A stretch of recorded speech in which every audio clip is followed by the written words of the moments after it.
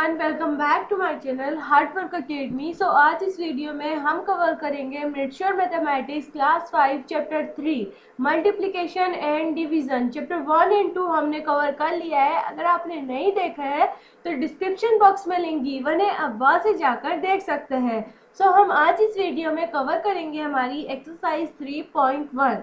So let's get start करने से पहले वीडियो को लाइक कर दीजिएगा और शेयर कर दीजिएगा अपने फ्रेंड्स के साथ। और जो मेरे इस चैनल पर नए हैं वो मेरे चैनल को सब्सक्राइब कर लीजिएगा और बेल आइकन को भी प्रेस कर लीजिएगा, जिससे कि आने वाले वीडियो का नोटिफिकेशन आपको जल्दी से मिल जाएगा। So let's get start. Our question number 1 of this exercise is solve this. तो इसके अंदर आपके पास नॉर्मल मल्टीप्लिकेशन है, तो इसके अंदर मैं आपको ओनली 1 मल्टीप्लाई करके बताऊंगी और बाकी के मल्टीप्लिकेशन आपको खुद से करने हैं।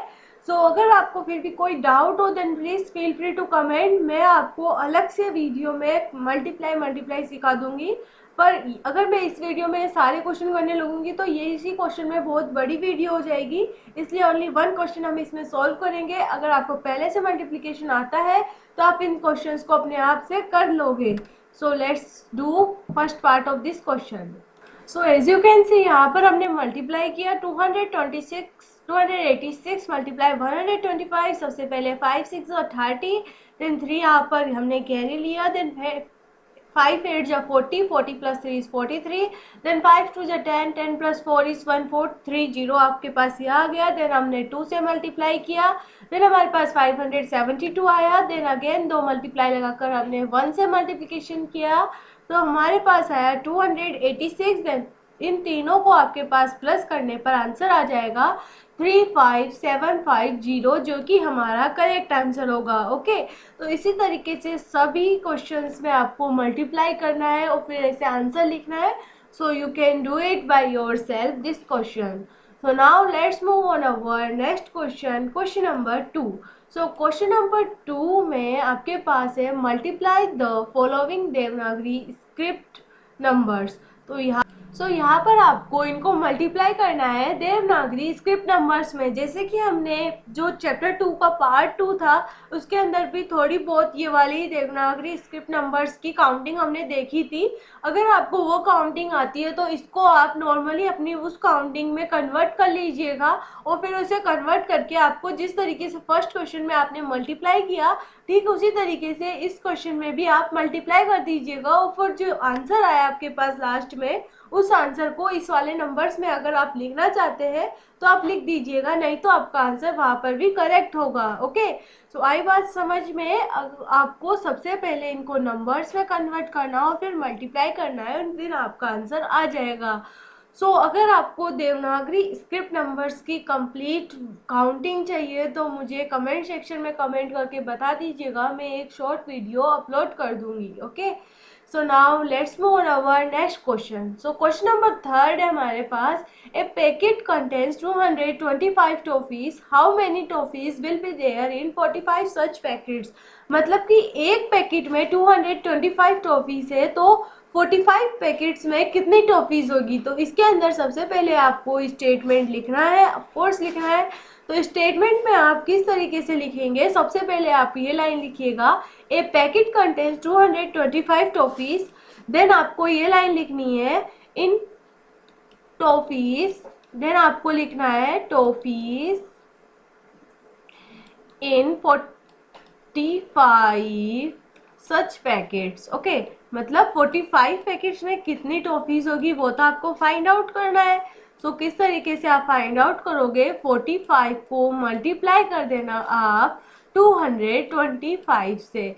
अगर आप 45 को 225 से मल्टीप्लाई करोगे तो आपके पास आंसर आ जाएगा आपका, जैसे कि ये क्वेश्चन नंबर 3 है आपके पास, तो इसका आंसर 45 को 225 से मल्टीप्लाई करने पर 10125 आपका करेक्ट आंसर आ जाएगा। ओके, आप मल्टीप्लाई करके देख लीजिएगा, आपका पास यही आंसर आएगा। So now let's move on our next question, question number 4। So question number 4 में आपके पास है 165 students are studying in government higher secondary school Tadda. A donor donates 550 rupees per student for their uniform. Find out the total donated amount. तो यहाँ पर आपको 165 students थे जो एक गवर्नमेंट स्कूल में पढ़ रहे हैं। एक डोनर है जिसने 550 रुपीज़ एक स्टूडेंट को दिए उसकी यूनिफॉर्म के लिए। तो अब आपको find the total donated amount, तो उसने पूरी टोटल कितनी अमाउंट डोनेट कर दी वो फाइंड आउट करना है।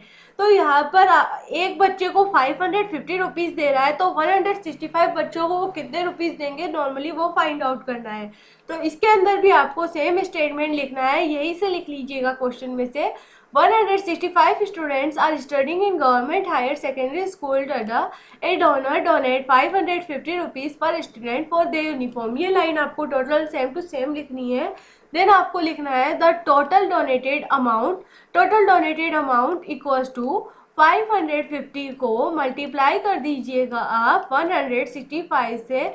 देन आपके पास जो अमाउंट आएगा वही करेक्ट आंसर होगा। आपको इनको मल्टीप्लाई करने पर आंसर आएगा 90750। ओके 90750। ये राइटिंग थोड़ी बहुत ख़राब हो रही है पीसी के अंदर माउस से, पर आप ये समझ गए वही बहुत अच्छी बात है। अगर फिर भी कोई डाउट हो जाए तो मुझे कमेंट सेक्शन में कमेंट करके बता दीजिएगा। So now let's move on our next question. Question number 5. Question number 5 है आपके पास। A drum contain 220 liter oil. How much oil will 340 drums contain? तो जिस तरीके का क्वेश्चन नंबर 3 था सेम वैसा ही क्वेश्चन है, बस इसके अंदर ड्रम्स है। सो एक ड्रम के अंदर 220 लीटर ऑयल आता है, तो 340 ड्रम में कितने लीटर ऑयल आएगा? तो आपको इसके अंदर स्टेटमेंट लिखना है a drum contain 220 litre oil. Then आपको लिखना है ऑयल विल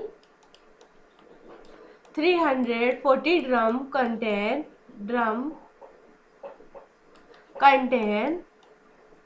ओके कंटेन लिखना है यहाँ पर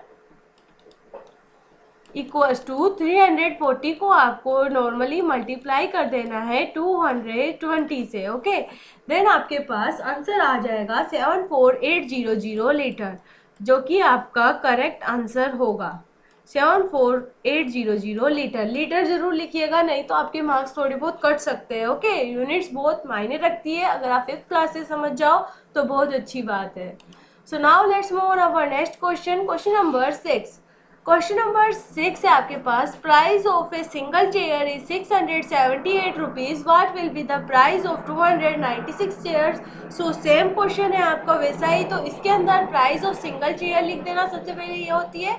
देन आपको लिखना है the price of 296 chairs is, normally multiply कर देना 296 को मल्टीप्लाई कर देना आप 678 से। देन आपके पास आंसर आएगा 200688। Okay 200688 rupees. ओके रुपीज आपका आंसर हो जाएगा।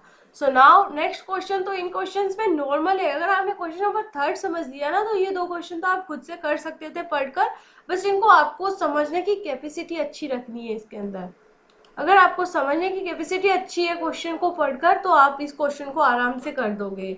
सो now question number 7। Question number 7 है आपके पास। How many plants will be there in 213 flower beds if each flower bed has 525 plants?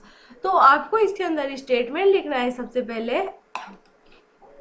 Each flower bed has 525 plants. Then आपको लिखना है plants will be there in 213 flower beds. आपको find out करना है ना, तो इसके अंदर आप तो डायरेक्ट भी फाइंड कर सकते हैं। आप ये स्टेटमेंट लिखना चाहे तो लिख दीजिएगा if each flower bed has 525 plants then plants then भी लिखना। ओके देन आपके पास लिखना है plants will be there in 213 flower beds is.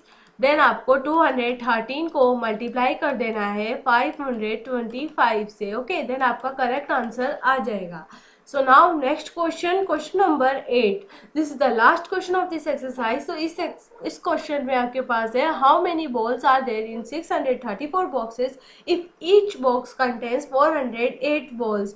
तो आपको इसके अंदर भी सेम स्टेटमेंट लिखना है। if each box contains 408 balls then लिखना है फिर आपको then balls are there in 634 boxes is 634 को आपको 408 से मल्टीप्लाई कर देना है, देन आपके पास जो आंसर आएगा वो आपका करेक्ट आंसर होगा। सो उम्मीद करती हूँ कि आपको ये क्वेश्चन समझ में आए होंगे। अगर आपको ये स्टेटमेंट इस तरीके से जो मैं बताती हूँ वैसे अगर लिखने में कोई प्रॉब्लम आ रही हो या फिर कुछ भी डाउट हो एनीथिंग एल्स किसी भी चैप्टर में, then please feel free to comment in comment section. मैं अगले वीडियो से उस मिस्टेक को दोहराने की बिल्कुल कोशिश नहीं करूँगी, आपका डाउट सॉल्व करूँगी, ज़रूर करूँगी मैं। तो मुझे अगर वीडियो में कोई कमी हो तो कमेंट सेक्शन में उसे भी ज़रूर बताना, जिससे मुझे भी पता लगे। And thank you so much for watching this video till the end. Please like this video, share this video and subscribe to our channel Hard Work Academy. Thank you. मिलेंगे नेक्स्ट वीडियो में next exercise के साथ.